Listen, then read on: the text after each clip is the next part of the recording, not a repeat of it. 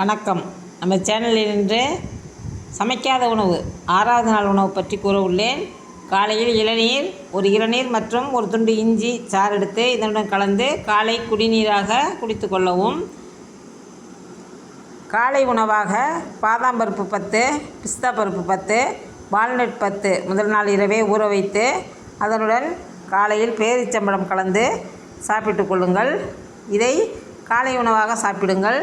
எந்த உணவு சாப்பிட்டாலும் அந்த உணவை தாங்கள் வாயிலேயே மென்று கூழாக்கி சாப்பிட வேண்டும் என்பது முக்கியமான ஒன்று. மதியம் என்று எடுத்துக்கொண்டோமானால் அவளை பொடித்து கொண்டு சுத்தம் செய்து பொடித்து இது மாதிரி பொடியாக எடுத்துக்கொள்ளவும். இதனுடன் இந்த பரங்கி விதையை தேவையான அளவு கலந்து நாட்டு சர்க்கரை கலந்து உருண்டையாகவும் பிடித்து சாப்பிடலாம்.